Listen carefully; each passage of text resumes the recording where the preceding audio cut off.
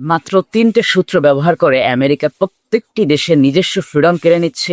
বিশ্বের প্রত্যেকটি দেশকে নিজস্ব কিছু করতে দিচ্ছে না, মাত্র ৩টি সূত্র ব্যবহার করে। আর আজ সেই ৩টি সূত্রেরই মুখোশ উন্মোচন করা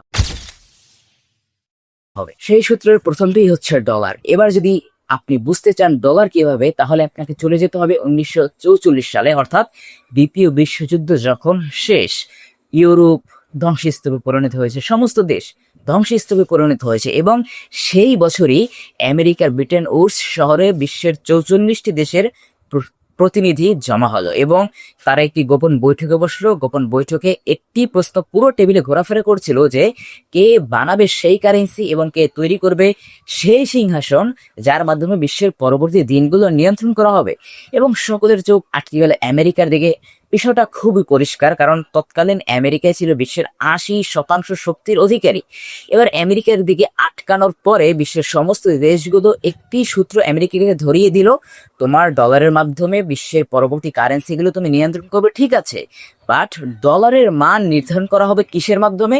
ডলারের মান নির্ধারণ করা হবে স্বর্ণের মাধ্যমে, অর্থাৎ $35 সমান সমান 1 আউন্স স্বর্ণ।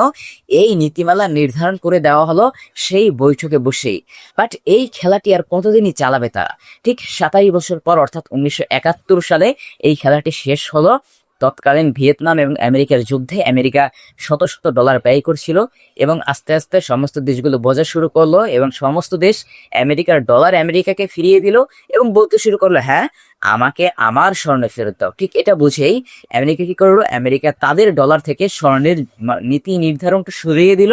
নিক্সন, অর্থাৎ আমেরিকার তৎকালীন প্রেসিডেন্ট নিক্সন একটা ঘোষণা দিল যে আজ থেকে আমেরিকার ডলার এবং স্বর্ণের মান শেষ। অর্থাৎ আমেরিকার চুক্তি হয়েছিল যে স্বর্ণ এবং ডলার একসাথে, চুক্তিটি শেষ। এবার আপনার মনে প্রশ্ন জাগলো যে এই ডলারের মান এবং স্বর্ণের মান যেহেতু শেষ হলো, ডলার আজ পর্যন্ত কিভাবে বিশ্ব নিয়ন্ত্রণ করছে? এখানেই চলে আসে পেট্রো ডলার। এবার পেট্রো ডলার কিভাবে? দেখেন, বর্তমান বিশ্বে প্রত্যেকটা দেশেরই তেল প্রয়োজন এবং তেল কিনতে হলে আপনার কি দরকার? আপনার এখানে দরকার হয় ডলার, কারণ ডলার ব্যতীত অন্য কোনো কারেন্সিতে তেল বিক্রি হচ্ছে না। ঠিক এইটা কি বলে পেট্রো ডলার, এবং যার মাধ্যমে ডলার বর্তমানে পুরো বিশ্ব নিয়ন্ত্রণ করছে।